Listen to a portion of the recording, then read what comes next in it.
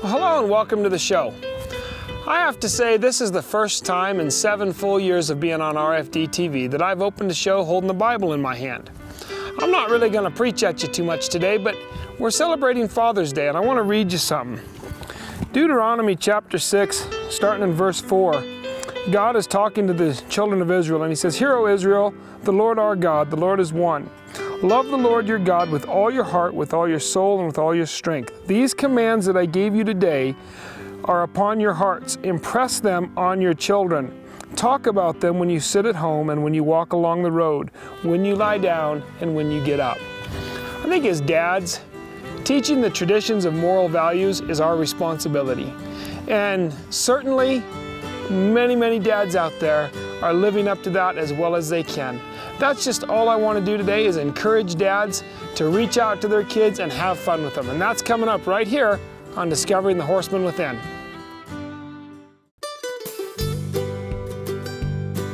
Now the sun is rising slowly on the mountain you must climb, and the trail that takes you closer to the source. And you dream about the moment when you leave it all behind and climb up on that one true horse. That one true horse, the perfect partner built to ride. One true horse, a bond that cannot be denied. You would search forever just to have the chance to take a ride on one true horse. Gonna take a ride on one true horse.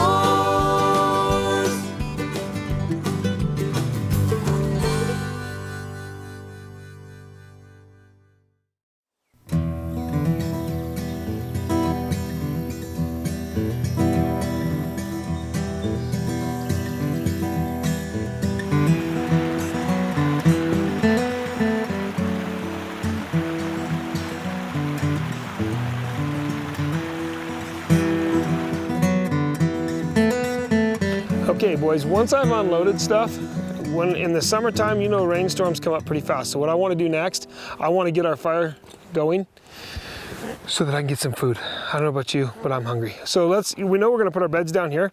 So let's grab rocks from right here. And I think right up there against that red rock is going to be a real good spot to build a fire pit. Nice thing about Wyoming, there's plenty of rocks. Bad thing about Wyoming, there's plenty of rocks. Just built a pretty good pit right here. This looks to me like a rock that'll hold the frying pan. Let's set it right there. Okay, Trent, why don't you crawl, we're right up here. Why don't you crawl up there and get me some small dry stuff that we can get.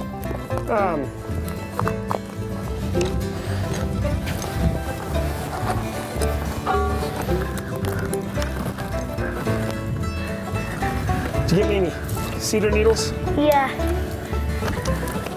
Got a few. Okay, over here. The cedar needle has kind of a dried, almost like a natural oil in it, and it will flame up quite a little bit easier. See how close I get? I get right into that, frayed into that. Try and let that roll.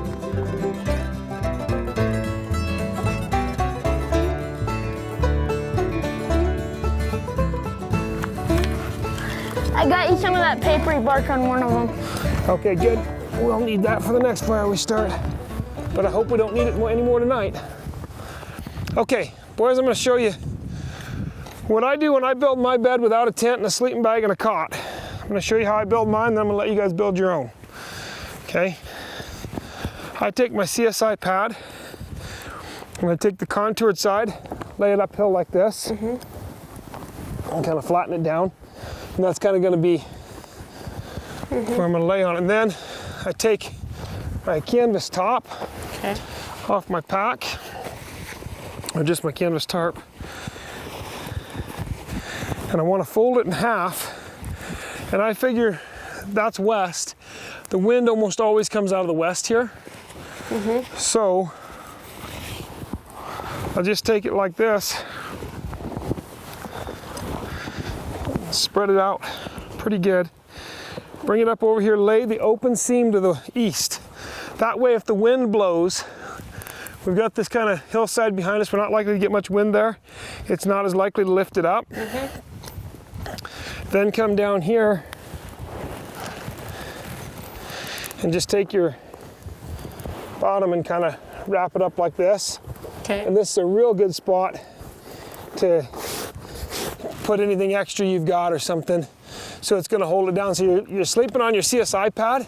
Then what I do, why don't you take that coffee pot real quick and set it in there. Hey, might want to go fill it.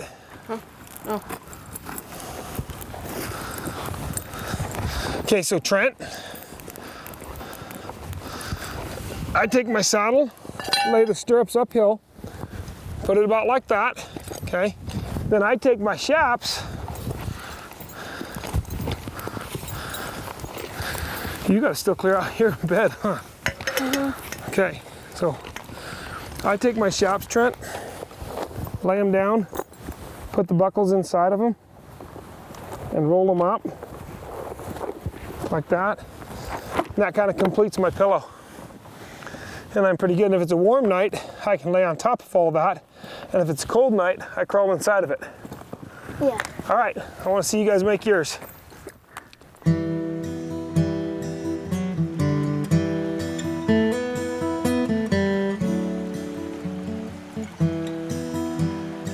Boy, that flat rock worked really good for that coffee pot, didn't it?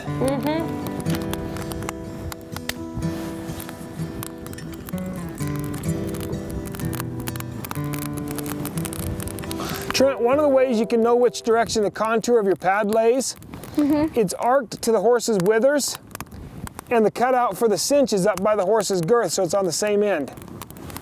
So you can just look at that cutout and you'll know where you're supposed to be. One of the handy things about the CSI pad.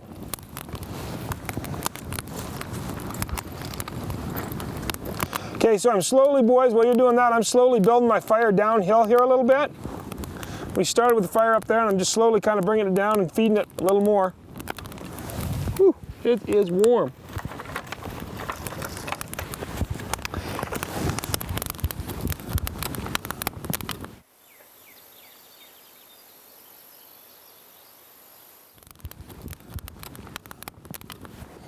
So boys, you think I'm gonna do all this cooking by myself? You got another thing coming, get on up here. Of course. I thought that was a good idea. Yeah. Who's gonna gather the firewood? I don't mind cooking, can I eat it all? Yeah. No. Okay. Kurt, let's put these patties on first. Okay. There's some eggs over there behind you and some seasoning. Should you grab those? I could use your jackknife So, to cut off boys- some cactus. Here's the deal, I got a question for you. Let's not do the eggs yet, just get the seasoning, put the seasoning on there. If that dog steals my food, he'll be looking for a new happy home. I've got a question for you boys. What? This spring on the trip, everybody I talked to commented on how much you guys had grown up and they were shocked at, here Trent, have some trash, at how big you were since we made the Christmas specials and what young men you had turned into. And they get to see you guys on TV shows now and then. They don't live with you every week like we do. And I want them to get a chance to know you a little better. So here's sort of some questions that I thought, you know what, these questions might help me as your dad as I try to teach you guys a little more. And they might help the audience get to know you a little better. What's your favorite thing that we do? As a family, each of you, we do so many things that are work related, fun related. But really, what's your favorite part of the work we do? Probably riding. Kurt, yeah, Trent? Riding. Riding? What part of riding? Kurt, grab me some of those, hand me some of those eggs. Moving all the cows and stuff like that. Really? Yeah. Do you like training? Yeah. But it's not necessarily your favorite part. Nah. Okay, how many eggs do you want me to crack at once? Just 4. hold on a second. How about you, Kurt? What's your favorite part of what we do? Working the cows. Really? Well, here's the thing, boys. For me, my dad spent a lot of time teaching me a lot of what I do. Not necessarily the horsemanship side, although he taught me some of that, but just the part of life that we live, right? The how we live, the fact that when people come here, they say it's like being in 1950 again. Basically, the moral values that we carry with us every day. And it's my hope to do the same thing with you guys. I think as a parent, it's important to realize, hey, that's okay. We need to be having fun as much as learning lessons. I don't always have to be teaching. Kurt, there's the eggs. Trent, you want to grab some silverware out of that bag? Yeah.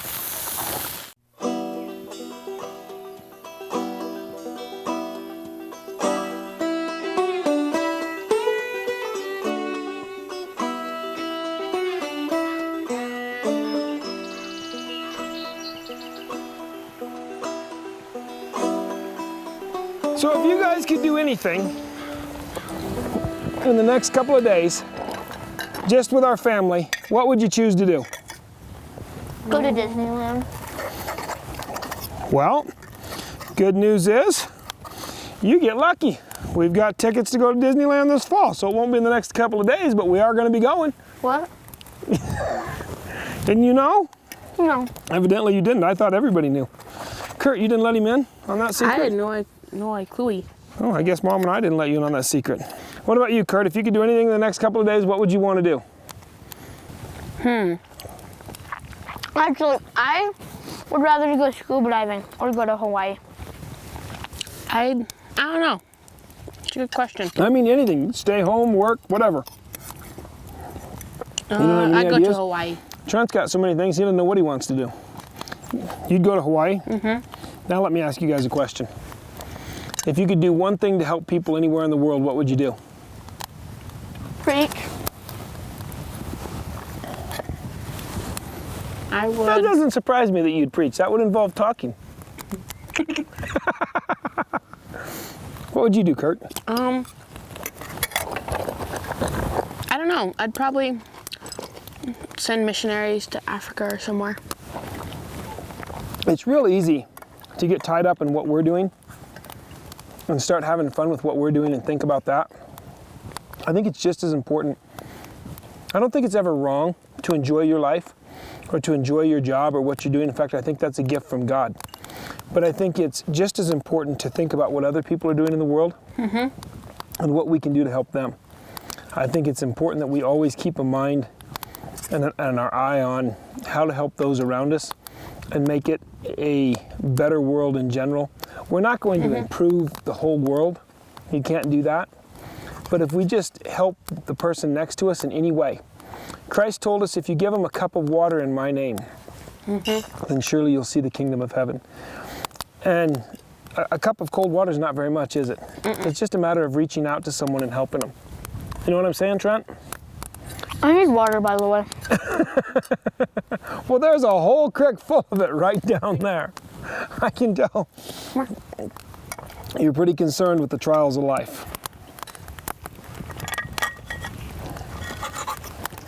I've got another question for you.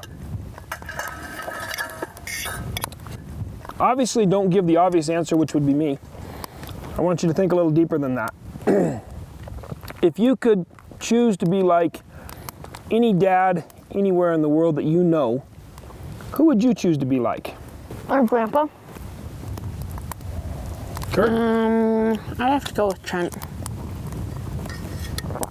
What do you think is what makes him a good dad and a good grandpa? What do you think is a trait that makes him a good dad and a good grandpa? I don't know.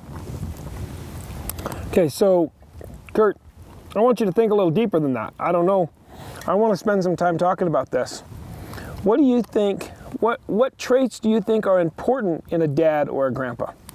Trent or Kurt, either one of you have any ideas? Did they love their children or grandchildren? And that they're Christians. Well, Trent, I think being a Christian is always a very important thing, but I think there are lots of great dads who aren't Christians.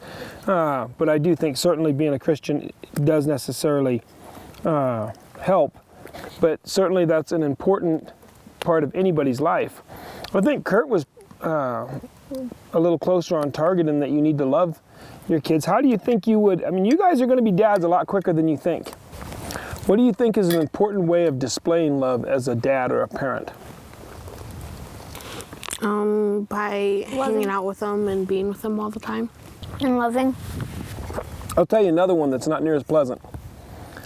Discipline is just as important part of love as hanging out with them. You're right. Time is incredible. The more time we spend together, the better we know each other, the more we enjoy each other, and the more we do feel loved. But discipline teaches you self-discipline.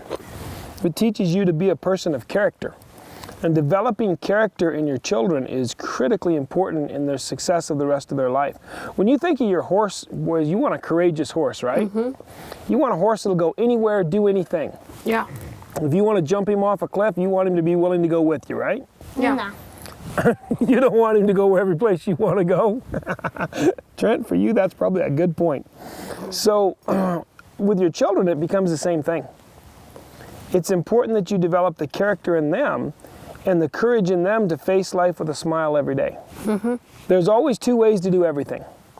You can walk around with your head hung down and a grump on your face, or you can say, well, this isn't the best situation I've ever been in, but I'm going to make the situation as good as I possibly can and keep a smile on your face. You know what I mean? Yeah. Trent, you ever not have a smile on your face? Maybe. All right, boys, who's cleaning up? Not me. What do you mean, not you? Let's see, Trent went out and got wood last time, and I cooked, so... Junior, come. Oh, you think the dogs are cleaning up, you little sicko. Who's gonna eat off that plate in the morning? I don't know. Yeah, not me. Can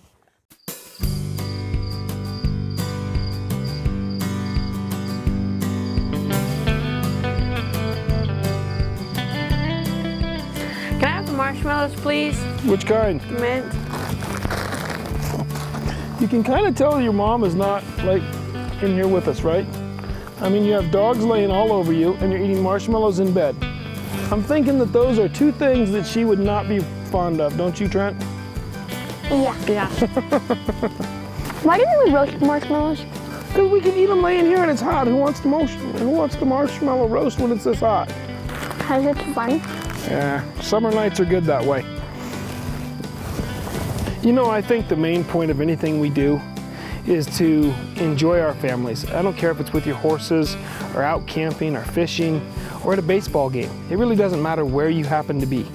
The idea is you have a family, enjoy them.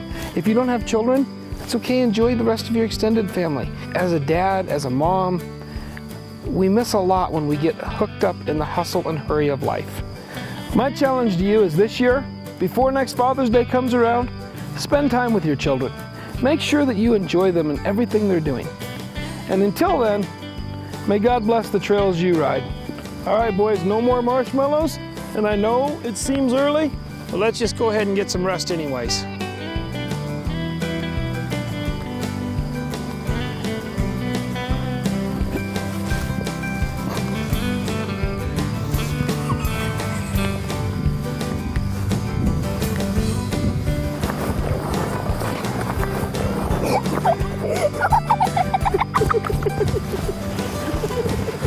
Get him, Kyle. Get him. Find out more about Ken McNabb horsemanship at kenmcnabb.com. That one true horse, the perfect partner built to ride. One true horse, a bond that cannot be denied. You would search forever just to have the chance to take a ride.